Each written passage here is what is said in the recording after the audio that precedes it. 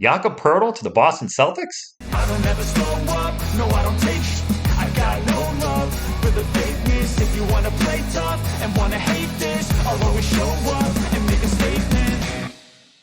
What is up, San Antonio Spurs fans, Boston Celtics fans? Welcome to TSR Sports. Jakob Poeltl's name's out there in the old rumorville. This is recorded by Mass Live, and a lot of other sites are starting to talk about Poeltl, maybe to the Boston Celtics.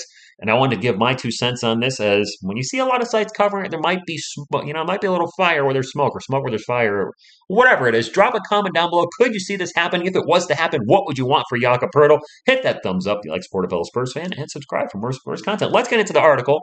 Brian Windhorst of ESPN says, and Mass Live also saying this too, a name that's brought up around the league that Boston could be linked to in the coming months as the trade market kicks off in early next month would be the San Antonio Spurs center, Jakob Poeltl. The question is, does his team need to go out and get another big man who can defend? The name that has popped up is Jakob Poeltl. As we know, the Boston Celtics did a deal with the Spurs last year for Derrick Rose. They traded Josh Richardson, Romeo Langford, I think a first-round pick that's protected top four, and a swap as well. We got a whole lot for Derrick White. So we have a history with this team in making trades. In regards to what will we need to get for, or what we want for Jakob Poeltl, I think it would be picks. I see Donald Gallinari mentioned later in the article as a trade partner who was already on the Spurs last year and immediately bought out. He's been mentioned just for cap issues, salary matching issues. Let's take a look here. One last thing I'll cover in this article. The Spurs may want to keep Jakob Poeltl, but they were unable to extend Poeltl. We could have extended him before the season started. They tried to extend him before the season, so I just said it, and so he became an unrestricted free agent at the end of the year. They had the lowest payroll in the league, and maybe, just maybe, Spurs fans, they will pay him at the end of the season. So here's the main reason I wanted to do the video. I like Jakob Poeltl. He's been really good this year. Fantastic last night. My goodness, if he could play like he did last night every night, then we'll sign him for the next decade. That being said, all the stuff I saw before the season started, the rumor mill and articles, was that Jakob Poeltl's looking for about 15 to 16 million a year. If the Spurs are not willing to extend him for that much, and I have to choose the option of trading Jakob Poeltl in the next few weeks or months and getting something for him, some kind of tangible asset, as opposed to having play out the season and then we get nothing for him, I'm going to go with the former over the latter. As much as I want him to stay, if he's heading out, and if Jakob talking to the Spurs organization has kind of hinted, after this season I'm gone, then we got to trade him. I'd rather have him stay. He's a probably top 10 center in the league. He's a fantastic offensive rebounder. Celtics fans, if you're not familiar with him, great offensive rebounder, decent defensive rebounder, a very good passer, excellent passer. He's really surprised me with some of his passing ability.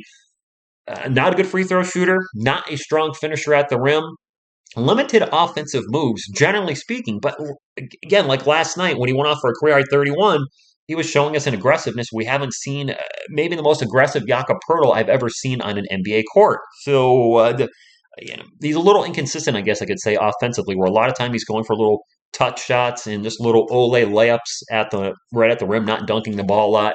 So kind of in case you never know what you're going to get every single night with him. But he's going to go out there to play. He's a good defender, and I certainly think he could help any team trying to make a playoff run this year. In the Celtics, again, one of the best teams in the Eastern Conference. I fully expect them to be there in the Eastern Conference Finals. Would a player like Jakob Poeltl help them? Absolutely. What's the most we could get for him? If they're throwing a Gallinari or what's his nuts, whatever his name is, I'm probably saying it wrong, no disrespect, but I could always butcher his name. I got to think a first-round pick is going to be in there as well. I don't know how many picks the Celtics have coming up over the next few years. It'll probably be protected. But the Celtics, I expect, with Tatum and Brown and the rest of the personnel they have, I think they're going to be a contender for the next 5 years at least. So if you're getting a protected pick in the next 5 years, it's going to be a late pick no matter what. So maybe the Spurs will look for 2 picks. I don't know. Whatever it is, whatever they do, I'd be very happy if Jakob Poeltl stayed. But if he's going to go, then let's get something instead of nothing. We got nothing when LaMarcus Aldridge left the team.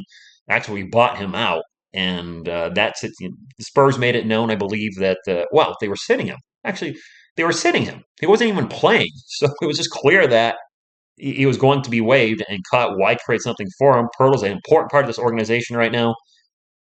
If it can't be done, then let's move on. That being said, one other thing I want to address on this video as we rack up the Jakob Poeltl news is if the Spurs do trade Jakob Poeltl, what is our center rotation moving forward? Do the Spurs just go, let's see what this Charles Bassey kid has. Let's just throw him out there and starting him. He's been impressive at times. He had a rough game last night. He's a young guy. Sure, he's going to have up and down games. He does get in a lot of fouls. He gets a lot of fouls pretty quickly, which is a big concern. You can't help your team if you're not on the court, or do they? They invested in Zach Collins. This is the last year of guaranteed money for him when he comes back for injury. They throw him out there, start Zach Collins, and then Charles Bassey is still the backup. I don't think Gorgie Zhang will move ahead of either one of those guys. If Jakob Poeltl was to be traded, he is a veteran that's there for depth, but he's obviously not in the Spurs' long-term plans. They're in a rebuild. They're in a kind of a youth movement, and it'll be interesting to see what they do moving forward. If Jakob goes, so be it. And I guess if they were trading before Zach Collins is healthy, then maybe Charles Bassey Mania running wild would be our starting center, and that would be a huge opportunity for him. That being said, if Charles Bassey has a fantastic year, I believe, correct me if I'm wrong, Spurs fans, he's only on a 1-year contract, so he could have a breakout year with us, and then he's gone. And then we have Zach Collins and Gorgie Zhang. That's not optimal. Anyway, that's all I got. I want to do a quick video on this. Get your thoughts on this. I know a lot of you want Jakob to stay. There's a small portion of you, they're like, hey, let's go ahead and trade him and get something for him. At some point in the near future, I'll also do a video in regards to Josh Richardson as Doug McDermott. I do feel sorry, McBuckets fans, Dougie fans, and Jay Rich fans. I do feel like there's a very good chance they could be traded before the All-Star break. Then again, the Spurs could surprise us and trade nobody. Anyway, thank you for tuning in. Let's go get them tomorrow night against the Kings. And as always, go Spurs, go!